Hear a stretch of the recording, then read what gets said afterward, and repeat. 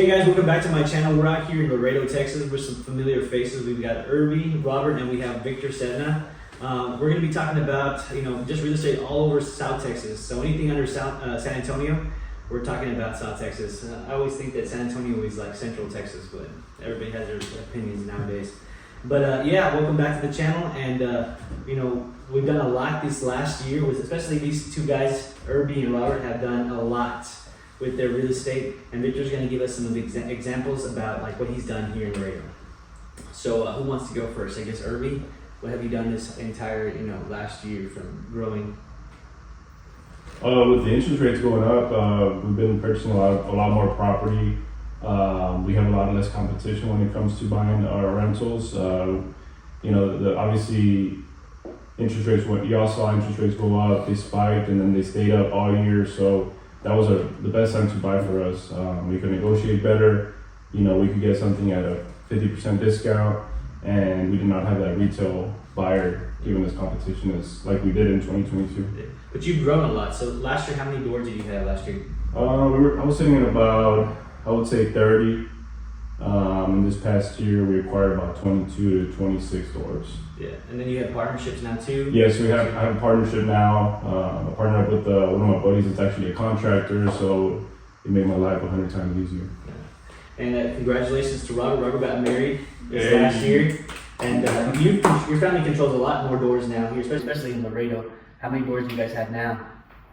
I always have to pretty much look at it, but it's probably between 75 and 80.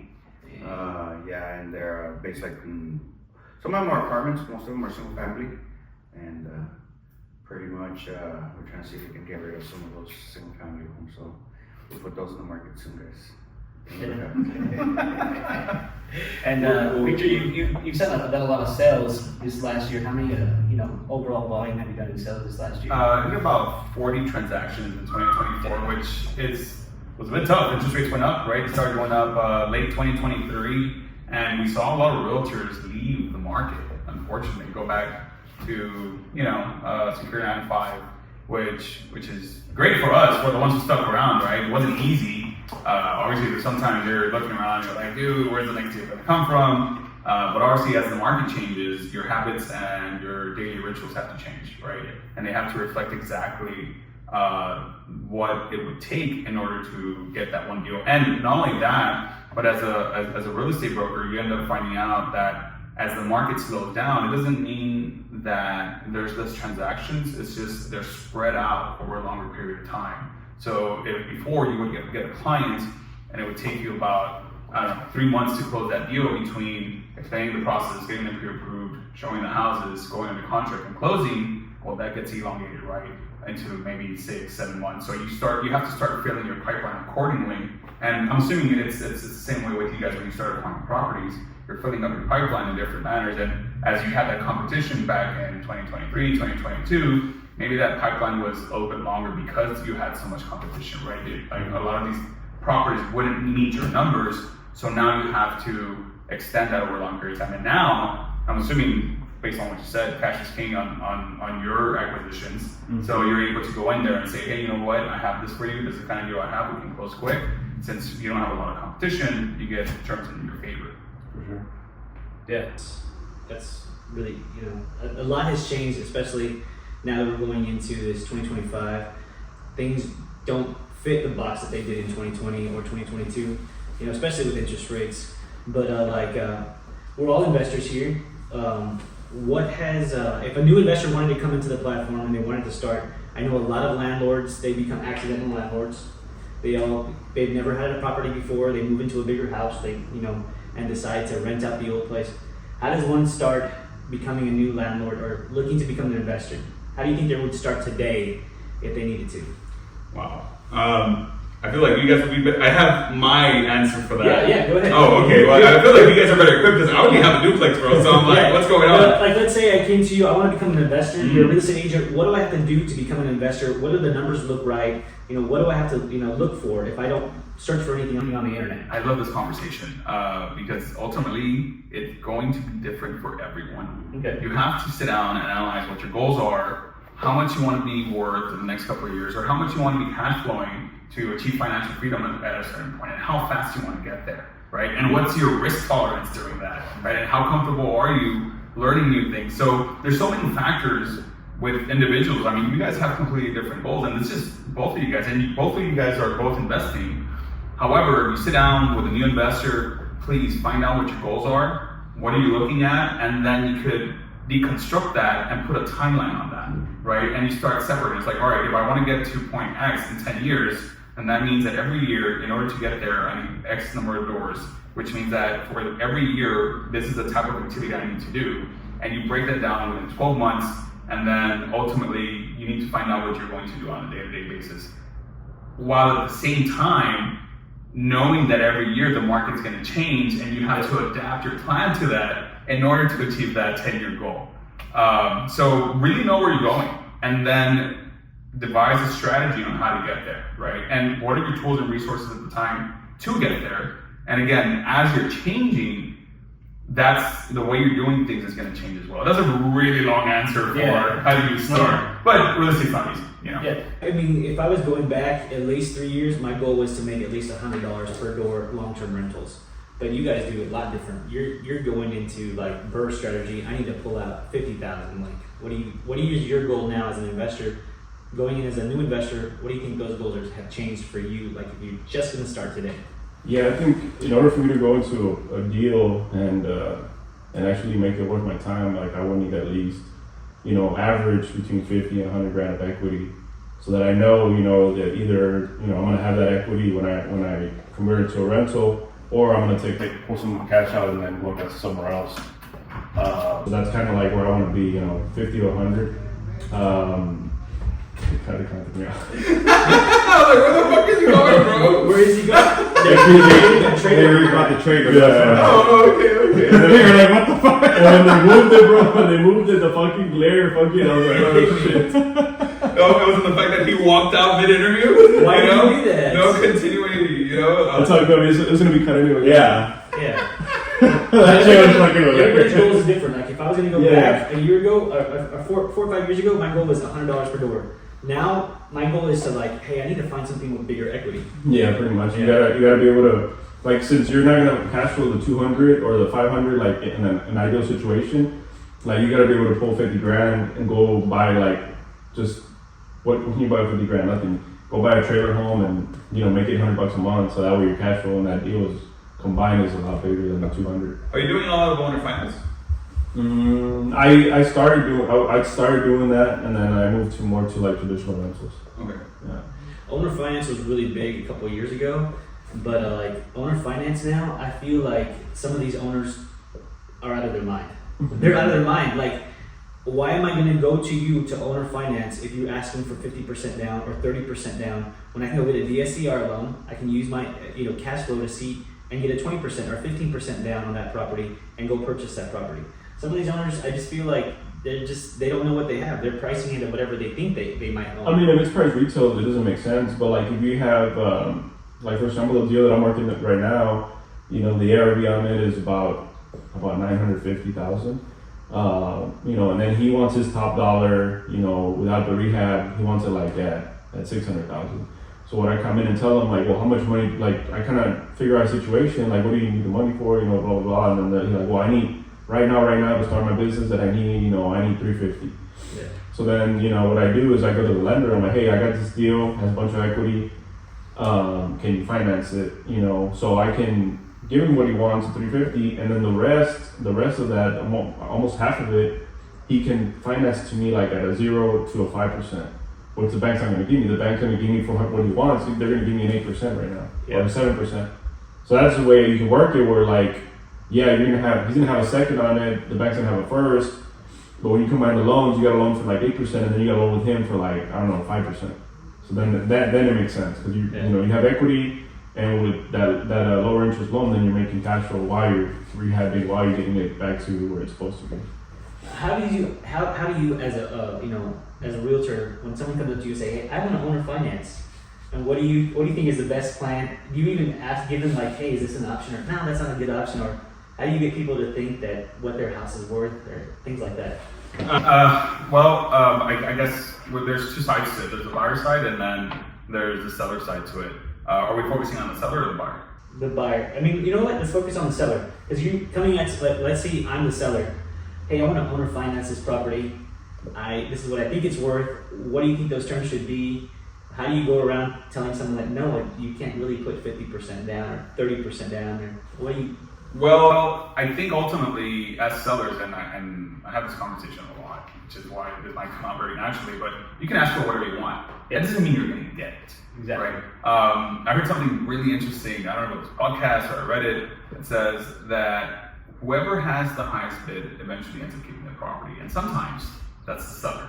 Right? The same seller is the one that's like, hey, it's $1 million, even though it's worth $500,000. Cool. You're the one that's pricing it $1 million. You're keeping it because you have the highest bid on your property, and you're gonna stay with it, unfortunately, until your goals change or your expectations change on how much you can get for that property. However, I think Florida is a bit of a different environment, just because we have a lot of people that are willing to purchase owner finance, and we really don't see it a lot, but there's people that have the resources or have the cash hidden somewhere, and they'll bring it out. Yeah, exactly. Especially because we're in a border town, and there's a lot of people that don't have the documentation to get a loan, right? So they're willing to go into owner finance. However, I have seen a lot of buyers get the rough end of the stick there because they don't really read the paperwork. They just feel like, hey, I'm getting big down payment, I'm going to get this property.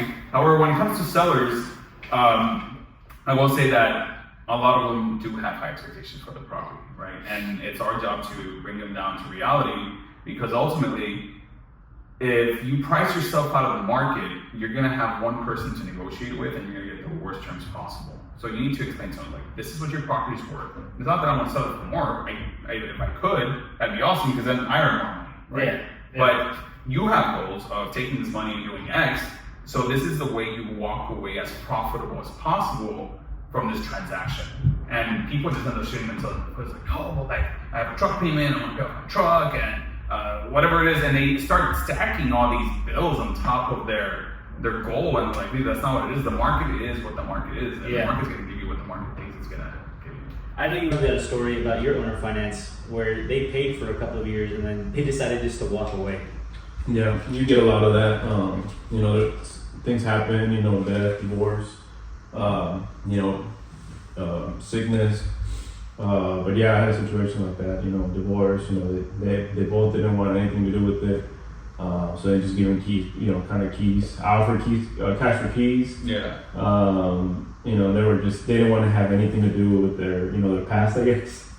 They just walked away. You know, I ended up with a house that had appraised from 2021 to 2023. You know, appraised almost 80 grand. You know, so I'm just like, well, I mean, I can either do it again, or I can just put it in the market. And I just put it in the market. It sat a little longer than I wanted to, but eventually I got what I wanted. You had originally owner financed it. Yeah, right. And then they said, I don't want it. Yeah. They literally did not want to sell it. They didn't want any money back. They didn't want anything. nothing. They just said, hey, you know what? We're getting a divorce. Here are the keys, and we're walking away. Right. Well, I mean, I guess you could have not given them that money through a foreclosure, right? Because eventually they were Never gonna. They were gonna They just signed it back. Yeah. Oh, good. Yeah. Okay. Oh, instead of going through the whole So process. he gained all this equity. He gained all of this. The down payment, appraisal, too. Everything he's gained. He didn't lose because he owner financed. And the property making about, I think I was like 800, 1,000 a month on top of the mortgage. That's fantastic for you. Yeah. But those are rare. Those are rare. Yeah, it's a rare. Of course, Yeah. You want to go into an owner finance thinking that, hey, I'm going to pay this for the next 30 years. I'm going to pay this off, and it's going to be my property as a buyer. Like, I'm going into this knowing that I'm not going traditional route of going through a conventional or FHA or a VA loan, so I can get to where I want to be and purchase this house in the next, in the future. But that's sometimes, like you said, undocumentation. People don't trust banks. People feel like they don't qualify because they have bad credit. Something has happened in the past where they have bad credit. Credit is super important, but they have bad credit and they can't get into those deals. Right. There's so many options on the regular, conventional side, FHA side, that gives you. In America, they want you to have a house. They want you to be, home. It's just what it is. But like, I have tenants that don't care. They don't care. You take care of everything, the sink messes up, you take care of it. If the air conditioner messes up, you take care of it. As a landlord, you have to fix everything for them. They just don't see the value of buying a piece of property and letting it grow in the future and having a little retirement. Well, and I think it goes back to what we're being taught, right? What's desirable in this day and age, and mobility is incredibly desired nowadays. I mean, you have remote jobs. People are not getting married as young as they used to. They're not getting settled down as young as they used to. Like, I want to travel. I want to be moving around. I want to be mobile. And I think the disconnect is that you guys might have with those people is that those people don't realize that they could be purchasing properties and have their lifestyle funded, versus you guys understand that, right? It's like, dude, I could be traveling back and forth and I'm looking for deals, but these people are just saying, I just want to be able to travel and just have a job where it's paying me and I can pay off my bills. And they treasure experiences more than anything, right? Yeah. But different goals, right? People have different goals and different measures. However, I feel like you guys are doing it as investors and you're traveling around and your lifestyle is being funded by the same traveling, which is awesome. Like, I have a car payment. I don't pay the car payment. I bought a house for $40,000 and I rent it out for $600 a month, and that pays my car. I don't have to fund a car. As soon as this car is paid for, I can go buy another car. And as long as it's under $600 with the insurance and everything, I don't have to pay for it every single month. Whatever car I can afford and I want, I can get it. Have you guys read the book Housefire? I forgot who wrote it. Housefire, yeah. Housefire. So this guy talks about purchasing your lifestyle in bulk. Kind of like when you go to Costco or Sam's and you purchase toilet paper, right? For whatever, you spend $70 and you get this giant roll of 100 rolls, right? Or this giant pack of 100 rolls. So what this guy says is, I buy my utilities in bulk and I buy my lifestyle in bulk. And what that means is I go out and I put a down payment on something that's going to cash flow, I don't know, $300 a month. He's like, that's my internet for the rest of my life. Like, I just purchased my internet for $30,000 for the rest of my life, and that's it. Now I go to my next bill, and it's like, what do I have to buy, and what does it have to cash flow in order for it to buy my utilities in bulk? And that's how we purchased his lifestyle. It was a great book. You said fire? Housefire. Housefire? Is that like the fire community? I know there's a fire community. I don't know what the message behind Housefire was. Something about setting a blaze to your investment life or something cheesy. But it was great. The message behind it was, or the mentality behind it was, buy your lifestyle in bulk, which is just like you said, you bought your car and you have a car a different car for the rest of your life, and you don't have to worry about it as long as it's below $600. Yeah. I don't know if I can't remember what fire stands for, but it's something about It's financial independent, retire early. There you go. I'm in a group right now where everyone's trying to do like a little side hustle so they can retire between 30 to 40 years old, because we're not guaranteed 100 years. Correct. You know, if we're lucky in America, you're guaranteed like 72 years of your life. If you're a guy, 80 years if you're a woman. Like, so you want to have a bulk of your life to do things that you want to do in life, not just work and work it to death. And a lot of people work to death. They work every single day. Some people enjoy it. Some people can't afford to have the luxury of saying, hey, you know what, today's the last day of work and I'm going to retire for the next 15, 20 years. We right now, we get to travel a lot. I travel a lot. Erbey travels a lot. Like, I'm ready to go to Mexico City on a Wednesday. I'm going to go to Mexico City for 4 days because I can afford it, because my lifestyle, I have other people paying my mortgages, and it sounds horrible. Sometimes it sounds horrible. Oh, well, you're just free loading of other people. No, I made an investment early on. I worked really hard at the beginning so I can make these investments. These assets are paying for my lifestyle. You know what I mean? Like, that's what it's set up. Erbey's going to Vegas for his birthday. Mm-hmm. You know what I mean? We have plans to travel all year. Why? Because we have that ability. We don't have that strict job to say, hey, you can't do this, you can't do that. Yeah, like I see this on Instagram all the time. What does your Mondays look like where you're traveling in the Mediterranean? Well, a lot of people are going to work at 8 o'clock in the morning and getting out at 5 on Monday. They are. That's what happens. But we're funding our lives. Correct. And there's people that want it, they just not want it bad enough to where they'll make that change or they'll make that sacrifice of 1 to 2 years of living on, to quote Dave Ramsey, on beans and rice, or was it rice and beans and rice? Yeah. And living beans and rice in order to start that lifestyle, right? It's going to take some sacrifice, some temporary sacrifice for 2 or 3 years, but people are not willing to do that because here comes the weekend, right? Here comes the weekend, I need to go out and get lit, or like... Yeah, people live for the weekend. Yeah, they do. People live for the weekend. Like, they can't wait till 5 o'clock. For what? For those 2 days of pleasure, and then to be broke again on Monday. Yep. That's crazy, man. Like, you have to know that there are goals, and it's not like we're forcing people to say this, but like, you're looking at the future of 5 years from now, 10 years from now. What do you want? Like, what are your goals? Is your goals to build a bigger team, or to go to a different city, or to have 100 properties? My ultimate goal is to have 200 properties. It's a long way to go, but as I'm building equity, as I'm building, lowering down my mortgages, I'm gonna sell them and go into bigger properties. That's like the goal. Every year you have to set yourself goals to get to where you want, because you can just say something. Hey, I want to buy a G-Wagon next year. Well, how are you going to do it? What's the goal to get you there? How are you gonna fund it? How are you going to fund to get that $200,000 vehicle Every month. Yeah. I have some questions for you guys. It might be the same question. Yeah, for go both of you guys. I'm sorry. Erbey. Okay, I don't know if I heard Erbey. Erbey, how many doors do you have right now? Right now, on my own, I'm about 57, and with the partner, including the doors with the partner, we're sitting at like 76, 77. 76, 77. Yeah. Do you feel different from those initial 55 doors from like your 20 doors? Or do you feel any like? I think after 12, I was kind of already in that mindset that I was going somewhere. I think the first 4, I was kind of like, okay, let me just. It was more of an experiment. Mm-hmm. I had my first one. I bought my first property in 2013. That house since then has almost tripled in value. So I had that rental for 4 years, and that kind of funded my. Like I coach everywhere all over Texas. So from the mortgage to what I was getting for rent, that difference was funding my living expenses wherever I was coaching, which was it was like $400, and I always had a roommate. Rents, in 2015 were like $800 for a 2-bedroom. Right.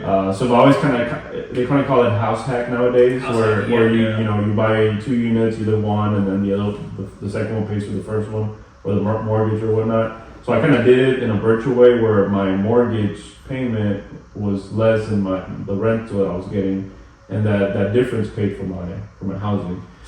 But going back to what you said, like that first one is kind of like an experiment. So you don't really, that people do it, but you don't know anybody personally is doing it. Yeah. Then you buy, then I went in a spree. It was like December of like 2015, 2016. I bought 3 at an auction. Yeah. So I just like quadrupled my portfolio, if you want to think about it that way. And I was like, oh, this is a whole another beast. Like I gotta, let's see how it works. So then I'm at 4, and then half a year goes by, and I'm like, well, they're renting, they're doing good. Let me start looking for more. So then I double that. I go to 8, the next year, and I'm like, man, I just doubled my portfolio again, like in 6-7 months. So then now it's a different experiment. Like now you can call yourself, I guess, a landlord now. Because when you have 3 or 4, you just kind of like, I'm just investing. You got 8, now you're a landlord. Like now you got to manage people. Like now you got to see contractors, all that good stuff. And then quickly went to 12. I remember having 12 and saying like when I had 12, I was like, you know what? I went to the 10X conference for Grant Cardone in Vegas. Yeah. And this was like before COVID. It was like 2019, and I'm like, man, I'm doing this. I got 12 doors. I'm making my teaching salary, on these 12 doors. Like I want to 10X it. So that was my goal. I want to 10X it. The next year I bought another 12, so I doubled it the next year, and I've just been adding since. Like I said, the past 2 years, 3 years, I went from 12 to 56 in 3 years. So just going, just kind of like, I guess like testing it out and see how it works. Right now I'm at a point where like, okay, I'm at 50, do I feel comfortable, or do I need to grow more? Do I need to hire more people? Do I need to leverage my time? Do I need to teach somebody what I'm doing, like a family member or close friend, so they can take over and then I have more free time? That's kind of where I'm at right now. So I don't know if I'm going to just focus on these 50 or, try to acquire like a complex and try to get to 100 faster, or just keep going the same route and buying single family homes a little slower, but building a lot more equity, a lot more, longer term. That's awesome, man. How do you feel when like each time you level up and either you double your portfolio or? It's like a drug, man. Like every time like if I don't buy a property for like my goal, like right now is usually 2 to 3 a month. So like if I go 2 weeks without buying a property or 3 weeks, I'm just like itching for the next deal, And it's hard sometimes not to force a deal because we're getting so like I get so, like my deals are super good. So when I see like an okay deal, it's kind of tempting to just jump on it to get that high. But I'm just like, wait, like I just got this deal last month. Look at how good it was. Why am I gonna get this one, with like less, like 30, 40 grand less equity? Same location. I just try to compare it. But yeah, it's just like a high. It's like you just gotta constantly be building, and like I said, you get to a point where you're just like, you know what, let me just stay here for a little bit, let me test it out, see how I feel, and then do I need to scale it back a little bit and just kind of cash out, or do I need to grow a little bit more and try to get to that goal faster?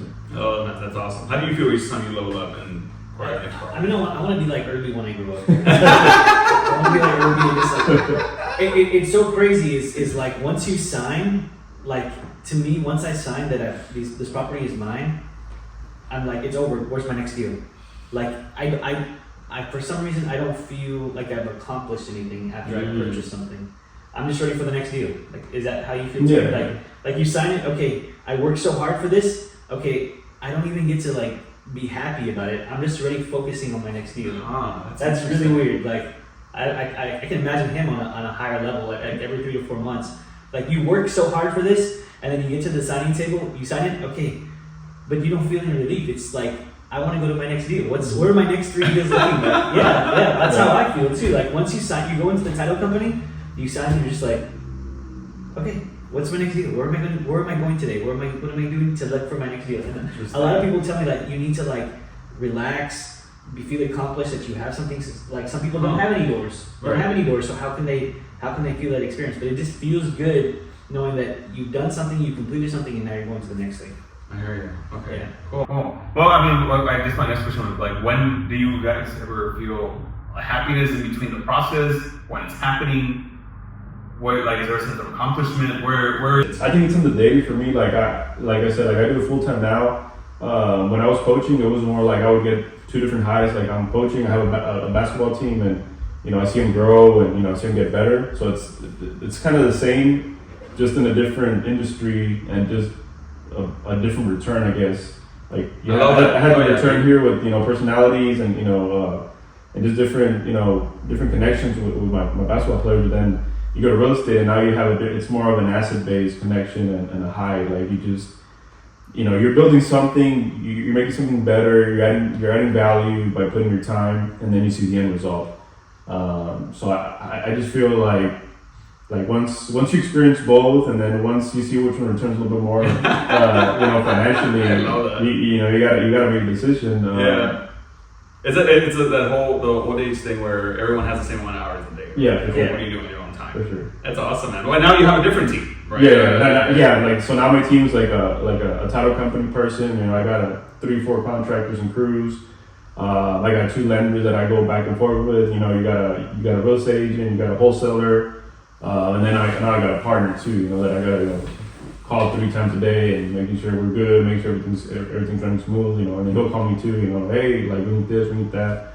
So definitely, like I'm a micromanager myself. Like I like to micromanage stuff. But now, since like I said, my partner's more boots on the ground, I kind of distance myself from like a higher perspective. And then I get to see more of what's going on without actually being there. And it sucks, not being there. Like I like the day-to-day construction stuff, but I had to teach myself how to build a team and then just kind of walk away and see it grow, and then come back a month later and see how much it's improved. Well, that's that feeling of being uncomfortable and not liking something and pushing past it. That's where you're gonna grow, right? That's where your business is gonna grow. That's cool, man. And I think it's like going back to the second question. You just gotta stop. We just gotta stop one day and either go on a vacation and just be like, hey, I've done so good, or New Year's, and be like, okay, where was I last year? What did I do this year? Like, let me look back, because if you're just going on the constant, like getting that high, and you don't realize how much you've done, Like, you gotta pull up your sheets, you gotta pull up your rent rolls and see like, man, look how many properties I had here. I remember this day when I bought this one, and look how much I've grown. Because if you don't stop and appreciate it, then it's going to be you're just chasing the high. Yeah. I love making those end of the year TikToks where like all the things that you did in real estate, like fix a sink, buy a property, got someone to fix a roof. Like you see all those things overall the entire year. Like people were calling you to do this, and that, and then you put it all into pictures, and you're like, wow, I did so much this 12 months. But I always feel happy when my net worth. I just like looking at my net worth. Like I'm already over $1 million. Like, I didn't know anyone that was a millionaire when I was growing up. Like, my parents weren't millionaires. My uncles or aunts were not millionaires. Like, that's how I feel happy. Like, I have made it at 37 years old. I mean, I've technically made it. I have enough money to last me almost for the rest of my life if I need to. But I don't see, like, accomplishment as like, oh, I have that drive. Like, I gotta go do something more. Like, right now I have 4 Airbnbs, I have 13 doors. Those Airbnbs are constantly, having to be cleaned, having to have questions. People are always asking me things, doing this, or do interviews. I just enjoy real estate. I enjoy all of this. That's awesome, man. Yeah, that's why I see the joy. But there's that little hunger of like, where's my next deal? I'm saving for my next deal, or should I refinance when the rates go down? That's what I'm always thinking about things like that. I love that, Yeah, man. that's a great question, man. Yeah. I've heard I heard a saying say, you can't retire on cash, but you can retire on cash flow. Yeah. What do you think about that? I love Yeah. You can't retire with a certain amount of money because it's going to run out. Yeah, of course. But you could retire with a certain amount of income coming in every month. Yeah, I don't know what y'all think about that. I find it fascinating because everybody in there, like when I was younger, I thought, man, if I had $1 million in the bank, like I'm good. Nowadays, like it's not gonna do much for you. It's not gonna do much for you. Yeah. So you gotta have a certain income that's coming in a month, so that way you can say like, okay, I can live off, $5-10 grand a month, and I'm good. Like I said, your mentality changes when you think about cash flow versus money in the bank. Yeah, it's a different experience because even when we were growing up, a millionaire had like, a Lincoln Continental limousine and they like 8 caviar and things like that. And now 8 caviar? Yeah, like now, like what you see on TV, and now $1 million in California gets you a 1-bedroom shack in San Diego. What does $1 million get you here in Laredo? Oh, it will get you a good you- property. Yeah, no, it will get you good property. Yeah, right in the country club. Yeah. Yeah, you're gonna get a 5-bedroom, a 4-bath, maybe a bigger, smaller. 4,000 square foot Yeah. property with a 10,000, 20,000 square foot lot right next to the golf course. Yeah, and then how much are you gonna be paying taxes every year? Oh, like $25,000, $30,000. It's an expense. It's Yeah. not an asset. Yeah. So like what you can get here in South Texas is going to be something different. A millionaire status somewhere else is way different. Yeah. What do you guys think about interest rates right now? I know as a realtor, they haven't really changed. They're still high from the last couple of years. What do you guys think? What do you think? I guess I'll start on the real estate normal transaction side of it.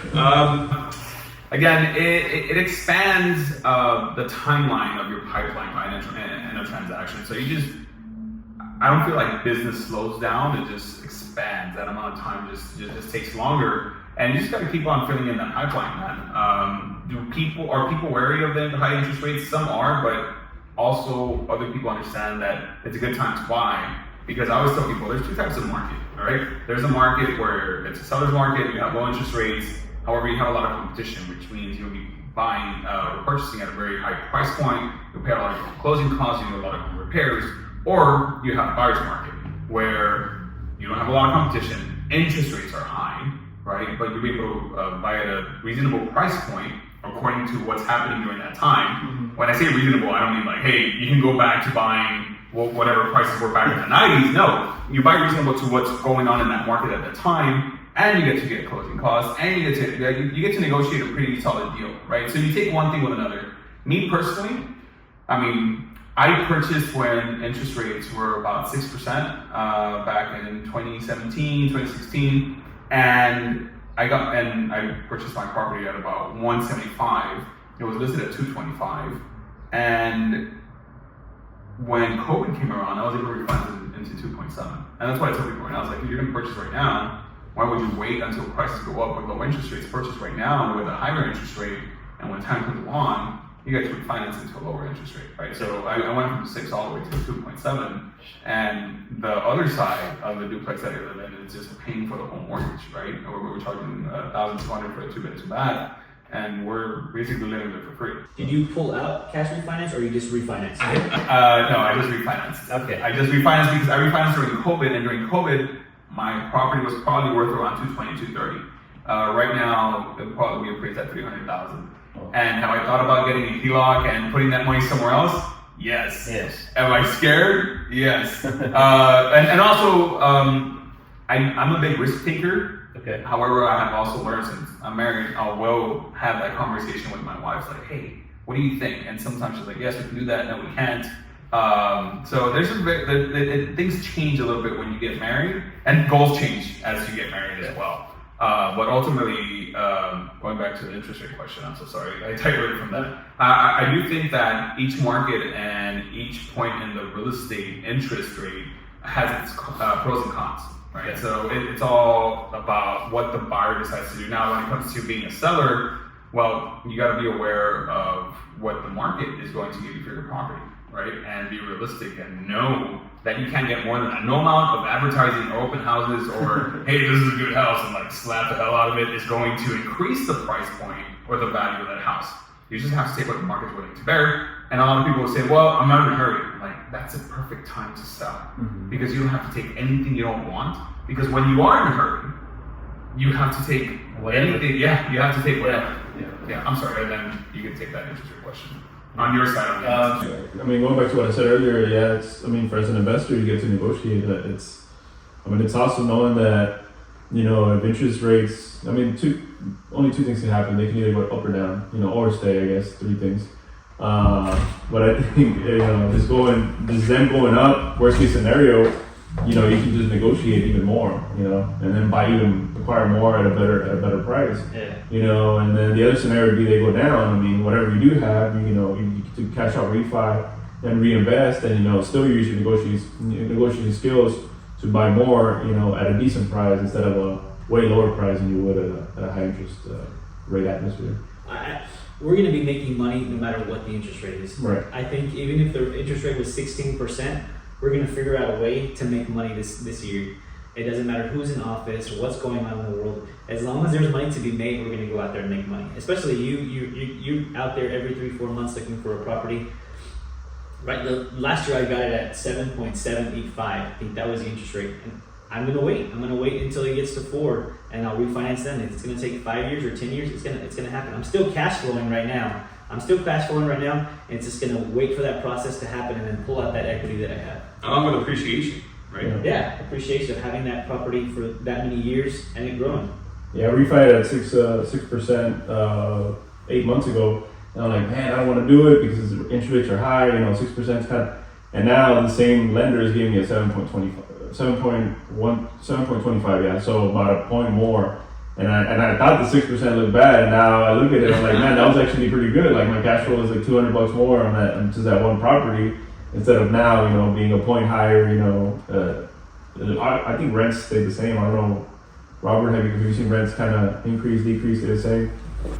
Rents, I think they definitely like stalled. You know, I think they, like here locally in Laredo, at least I've seen it. We've had several vacancies where we have need to fill them, and I mean it's nothing like what, let's say a year ago. A year before that, like the markets were really hot. I would notice where I would put it on social media, and you know you would get. Of course, not everybody, like not all the people who are asking this might be qualified, but when you saw there's like a huge amount of people, like a lot of eyes on it. So then you would get a lot of questions, and amongst them there would be, you know, obviously people that are good candidates. Right now, it's pretty, you know, crickets out there. Like whenever like you put up a for lease sign, like, you know, it takes you a while to get messages, and then you know people ask about it. And actually now, since you know there's waitlist people, I feel like now the people that do ask are actually, you know, very close to being, you know, people who would say will be able to qualify with income and all those other things that we ask for. But yeah, I've seen prices like I don't feel that comfortable raising prices on renewing people's contracts. Before I be like, hey, you know what, raise it so much. Usually we have about a 2 to 3% average per year that we try to raise. You know, when the market is really good. Right now that the market, I feel it's like, you know, we have a lot of competition. Actually, if you drive by this neighborhood, which is a ghost town, you would see a couple of you know, buildings going up, like 10-unit buildings, 14-unit buildings, and then duplexes. So there's a lot of people that are coming up with new rentals, and then there's rentals from before. And so then the prices, you know, those people that are just constructing, obviously they're gonna ask the most bang for their buck because they have a brand new, you know, a brand new building. But those are the ones that ask for the most. But from there you can start gauging where your rental is, and we should usually our rentals. This is not the new, but we do usually remodel and put, you know, we try to put. I don't want to say utilities, but it's you know, like the countertops, put granite countertops, Updates. you know, new cabinets, yeah, updates, exactly.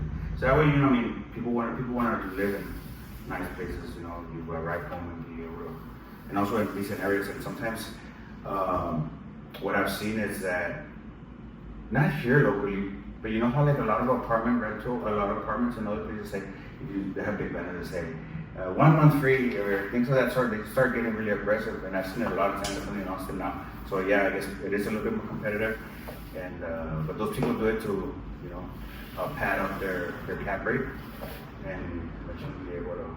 But going back to yeah, well, I mean, actually, when you're gonna sell, you need to make sure that you know you have the most bang for your buck in your apartments. And sometimes they pad a little bit like their books or their numbers to make it look really, you know, enticing when they're selling. Like, oh shit, you're getting this for your rentals, but in reality, it's like, you know, they're hiding in there a free month that they gave or something along those lines. But going back to this, yeah, prices have stalled, man. They're not like these. How fast is it, or how much more easier is it for you guys to identify when the market is bearing higher rents than when it's bearing lower rents? Because I know, I'm thinking right now that the cost of living this past year has certainly gone up. And I think that might influence the fact that you might not be seeing as much competition as before, because I think the traditional thing to do, like you just said, is like, hey, 2 or 3% every year and start doing that increase. However, how hard is it for you guys to identify, like, hey, you know what, we can tell the market's slowing down, cost of living is up, everything's so expensive, we need to adjust our rents in order to keep these places rented out? So with me, I like to rent near universities. When you're in a recession, more people go back to school. That's just what happens, and I'm going to raise the prices because people are going to go back to school.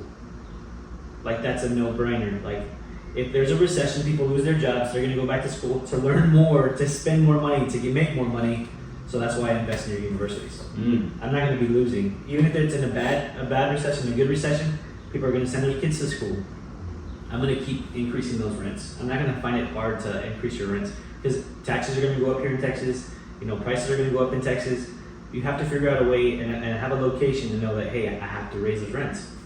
I love that. That's awesome, man. Right? Yeah. So a big percentage of like your tenants are students then? A lot of them are students, but some of them are families that live near the universities.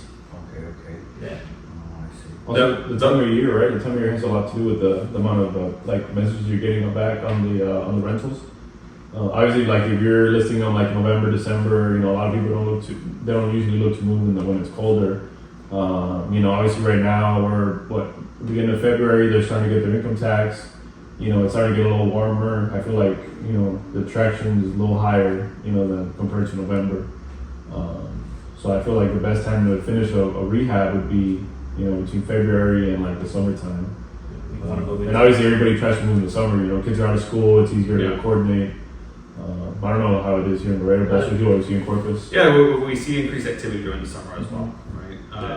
Obviously, whenever the year starts, people feel that feeling of, all right, new year, new me, right? Or new place. Yeah. So we see an increase of activity during that time, but not as much during the summer. That's when people have the break and can make that move right away without putting kids out of school or doing anything too crazy. For sure. I love that phrase, where new year, new me. New year, new me. New year, same you. It's the same you every single year. You're not going to change unless you really want to. Like, Yeah. It just happens like that, man. It just happens like that. I know we're in February already. We've got Erbey's favorite president. He's back into the office. He is proposing, we need 4 million to 5 million homes to be built in the United States to keep up with demand. And he says that he's going to do that. Are you going to fulfill those requirements for him? Huh? Robert Erbey, are you gonna start building tons of? I mean, how's the migration going right now? I mean, I don't see. I mean, I don't see the price of building going any lower right now. For sure. I mean, at least a year. So as far as that's not gonna go down. I think he's more of a less hands down type of guy, where he's gonna do his best to help builders have less requirements and meet less guidelines from the government, so that it doesn't slow them down. But right now, as far as the labor market, you know, it's gonna be shrunk, and it's, you know, I feel like labor costs will probably end up going up. We're not gonna have enough people in the construction field. I know that, like in California, the permits, it used to take 5 to 6 months to get a permit. Now that after the fires, they said that it'll be less than 4 weeks to get you those permits to build those houses. There's going to be a huge, I know there's a tragedy, and I know there was like over 24 lives that were passed that people lost their lives. but there's going to be an economic boom in Southern California with houses. You know, tens and tens of thousands of houses that need to be rebuilt by immigrants, by people that are architects, plumbers, electricians, realtors. Every aspect of building a house is going to be booming in Southern California, especially in the Palisades and things like that. So I mean, there's a lot of opportunities there.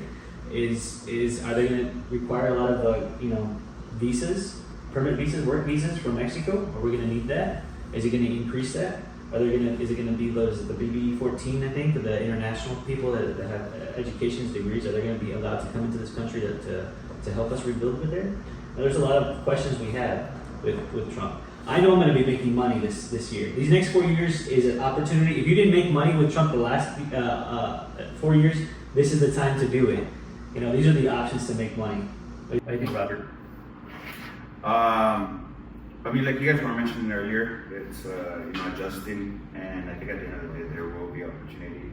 How? I don't necessarily know, but I think definitely with you guys talking about the shortage of the housing, and then with this president, which seems he is I don't know when you say pro-business exactly what it entails, but I'm hoping that it's like Erbey was mentioning, easing regulations and making it a smoother process to get to the final product, which at the end of the day is housing. I think it's a good precedent to have a good time to be doing that, perhaps. And but yeah, I mean, there will be opportunity. That's what I'm hearing. So I know there was a post on Facebook about the red flags for a tenant. What are your red flags as a tenant, guys? Like finding a tenant, what are some red flags? ASAP. Need to move ASAP. That's what I see a lot. I'm a Robert. What are your red flags when you're finding a tenant? That them being very pushy to for them to be able to get into the apartment. What else? What's another one that So if you're a tenant, don't say these things, right? Don't say these things to me. I'm not in a hurry per se, but I like to move in quick. Yeah, because I mean, like the opposite of that would be someone who is like, hey, look, I got like 2 months to go in my other contract, but can we already do something? So I want to get ready for where I'm going to go. Yeah, that's a green flag. It's a green flag. Yeah. Cash in hand, you already get the cash. I got cash in hand. Oh, It's the same thing. Cash in hand. Something really weird that's been happening that I've seen recently with tenants is like, dude, I'll pay the first 6 months up front. Yeah. Like, why? Why aren't you purchasing a house? And this one applicant was, it's like, dude, I want to get in there. I need to get in there right now. But look, I'm gonna offer less, but I'm gonna pay the 6 months up front. I'm like, dude, that doesn't matter. Like, and again, the goal of the game is cash flow. Yeah. I'm like, dude, why would they accept less when we know we can get this much? Like, you're not offering any kind of benefit. And the amount of times this guy called me was surreal, man. It was crazy. Saying the same thing over and over. No, it's gonna need to be painted, and these screws here need to be taken off. He's like, the landlord's gonna spend at least $2,000 in doing all that stuff. So it's justified doing the price reduction if I take care of it. And he was just doing some mental gymnastics, man. I'm like, I already know I'm not gonna stats this guy, just based on how troublesome he is, even before getting out there. And the only positive thing he said, because I asked him, like, what's so beneficial about the 6 months in advance? He's like, well, the landlord's not going to hear from me in 6 months. I'm like, that sounds great. I wish that could be happening to me right now. Yeah. But I just knew he was going to get a payment. So I just told the landlord, let's discard this application. And the guy was just going on. He's like, I'm in real estate, dude. I do commercial lending. I do this. I was like, perfect. I love that. That's great. Unfortunately, this place is not for you. I weed out like 50% of the messages, by just sending them a pre-qualification questionnaire. So I asked 5 questions, and 50% of the time I don't get a response. So they can answer those 5 basic questions, like what's your income, do you have pets, how much time are you planning on staying, why do you want to move, type deal. Like they don't answer those 5 questions, they're not gonna be a good fit. Yeah, I mean, it goes back to the post as well. Like, you try to detail it as much as possible, especially the most common questions. And then from there, a big amount of those people are going to ask you something that's already there. And even though, of course, you don't completely discard them, but that's definitely a fact. Now you have to work yourself out of a hole. You're like, okay, I'm already having bad perspective. You don't read. Yeah. You don't have to read. And the thing is, like, you see us lately, we've we have like a leasing packet that we've like, it's evolved little by little based on the things that we've seen. And then it's a memo that goes along with the lease. And this memo has a whole bunch of things that we've seen. We're like, hey, by the way, you cannot do this. We're just letting you know, you're signing off, and like pretty much acknowledgement forms or things like trampolines, no trampolines, please, no wearing no rentals, no swimming pools, especially in places where you're sharing, common space. Is that because of the insurance? Insurance plus also, why would you want those? You want those liabilities? Why would you want? Yeah. And you can already tell them from the get-go, like, hey, we don't agree to this, we understand, but this is what. And plus, they send them something where later on we go that we tell them like, no, nobody told me anything like. And you signed it, it's right here. I mean that's why we let you guys know from the get-go. What about bad mouthing the prior landlord? I was just about to talk about that. Yeah. I get like What do you mean by bad like mouthing? just What's that? like saying like, hey, well, the reason I'm gonna move is because the landlord doesn't fix anything. It's Or terrible. the one I've been hearing these past months, like there's mold. Like some reason that's very common. I heard 2 or 3. Okay. There's mold and they don't want to fix it. I was like, wait a minute, what? Like, I read something recently, and it wasn't necessarily related to real estate. However, the message was that this new person arrives into a small town, and as they're driving in, they pull in and they talk to the first family we see, and they ask this family, "Hey, what are the people in this town like?" And the person that's living there asked them, "Well, where were the people?" And what were the people like in the last time you lived in? Oh, they were terrible. They were always complaining. They were doing this. It was just a terrible place to live in. And the person that's living in says, you might find the exact same thing here. Yeah. Right. So that I think we could relate that to what you were saying. Like, hey, what was your last landlord like? Yeah. Right. I was like, oh, it's terrible. I mean, I'm not saying bad landlords don't exist. Right. However, if maybe they have a history of 3 prior properties in the past 3 years, you ask them what were they like, and you complain about every single one of them, then you might have some problems. That's a good question to ask, right? Like, what do you think about your current landlord? Your last 3 landlords. So like, Yeah. hey, talk about like your last 3 landlords. That sounds good.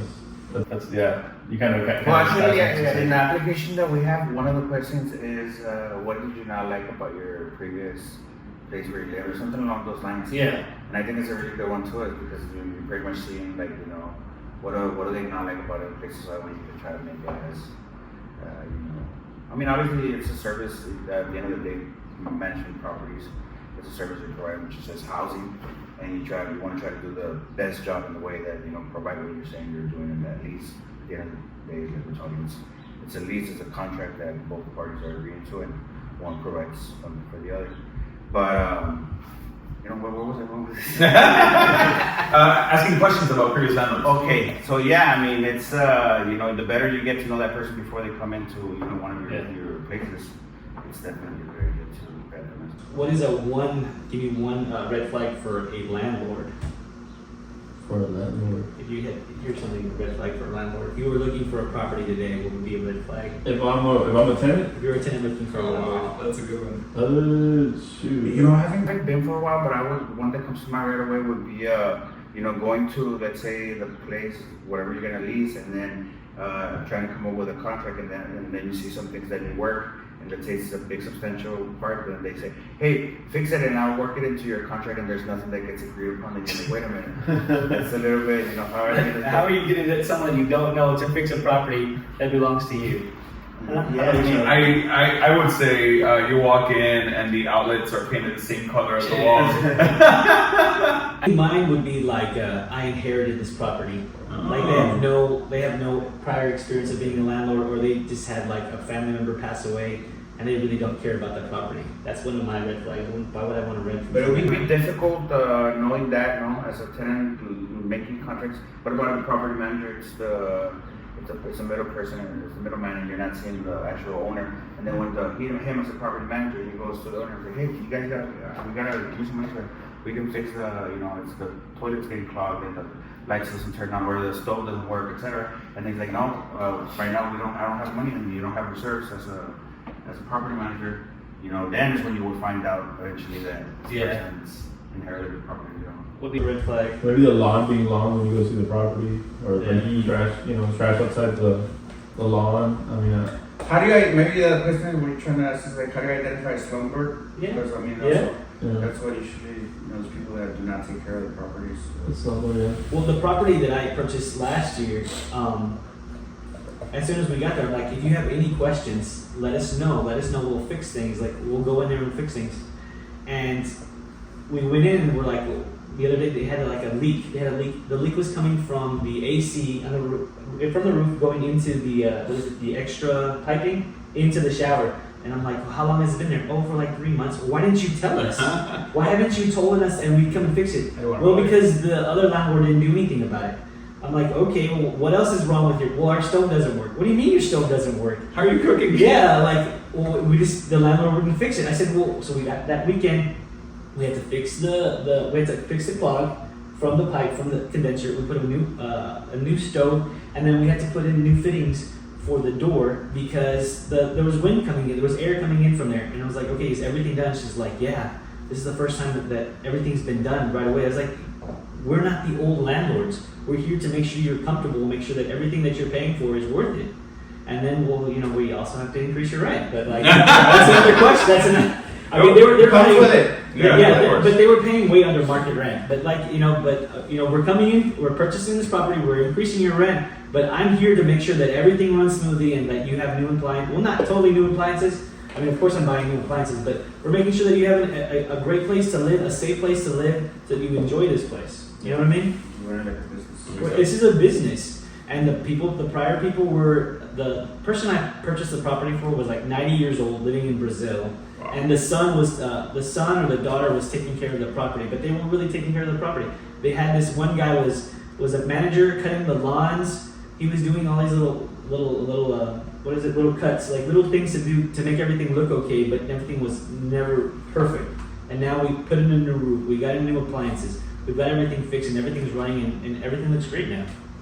Yeah, we don't want a slumlord. One thing we've tried to implement lately is it's like whenever we're in a renewal lease, an inspection, and it's like a quick inspection too. It's like pretty much underneath the sink, and the AC area, the boiler area, restrooms. Usually, what I refer to showers are cracks, and of course, eventually there'll be cracks in grout or things like that, and those can be if you get them with time. And you actually seal them like with either MP1 or like silicone especially for grout. I think it gives it more life. That's one on the showers. And then just like for common leaks and stuff like that where water should not be going and it's gonna eventually create damage. Those things. I think it's a good idea to always every year make a quick walkthrough. Even though sometimes people some tenants think it's a little bit invasive, but I think if you're telling with time, I don't think it seems that like, hey, I'm not coming to your house. But like I said, have that checklist, take care of it. And that's gonna avoid, I think, those types of things where later it becomes more expensive, it becomes more of an issue. For example, one thing that actually we had in this place, it's a boiler busted, and the water came out, and you notice this is laminate, so the water gets in there and right away make it up. So I still need to go check it out, see how that's gonna happen. But those are things that I wonder if I would have caught with an inspection like that. It needs a little bit of an eye of somebody who understands what you're looking at. Because imagine stuff like that, everything seems like there's no leak, everything like that, and close. But whenever you get closer and there's like, saddle, which is what you call them, or the water that's very leaking is creating that thing. Somebody will know probably, hey, wait, there's going to be an issue there a little bit down the road. Let's take care of it right now, change the valve. Or things like that I think that's what I was telling also, the people that are working with me now, I tell them, hey, it takes time for you guys to also get educated a little bit on the systems that are here. Don't just go in there and like, we need to make a checklist, because that in the systems helps us down the road either describe to, let's say somebody is going to come and fix it, or you yourself identifying issues before they happen. But sometimes people don't see that part of it, that they're just like, I'm just doing the job with the checklist, check. But that will save money down the road, dude, because you're trying to be preemptive on problems. Preventive maintenance. Yeah, preventive maintenance. Are you guys using any like AI or any kind of like internet tools to like help your business run better? I mean, I have a rental management application where the tenants, they go in the app and they make their payments there, they make their maintenance requests. Which one was that one? I use Rent Ready. Rent Ready? Yeah. Are you guys using any implements in AI or computer systems? Or I use apartments.com. Yeah. I use apartments.com. I mean, were you seeing let's say ChatGPT to create listings help us describe places, or even for all our memos lately and letters that we send out to tenants. Even lately with an eviction, we did like we get advice and we pretty much ask and bounce ideas off of it. And to create those documents is perfect, man. I mean, we do use it quite a bit. Those those language models, we use them. But I mean, I know that there's going to be still more shit that's going to be. Yeah, there'll be tons of more information. I mean, it's like right now, this is like the baby stages of the internet where it was barely coming out, and we're barely learning how to use email, and we're like, oh, like the MySpace hadn't even occurred. We're barely learning how to use the internet. It's the same, ordeal right now with like AI, and we're gonna be seeing so many uses of it that it's exciting to get excited about. There already is a good amount of applications, and all these different websites or AI tools run off of 3 of the main AI companies out there: ChatGPT, and I think Google is the strongest one. Microsoft can get their stuff together. However, there's a website called There's an AI for that, and you go on there, man, and As of now, the options are endless, and they could be used for a number of things. I mean, let's say you have a language barrier, right? And you could record yourself saying something in English and use an AI generator to change your lip movement and the language in your own voice. So you'll be able to communicate with these people that are having a hard time understanding what you're saying. But that's just one example. I mean, and especially in the real estate space, I mean, part of our job is to stay top of mind with our clients, and I'm pretty sure you guys can use this as well, because I'm sure a lot of your deals come through people that you know from that you do what you're doing. So a lot of it is marketing, setting up a marketing plan for the rest of the year and what that's going to look like.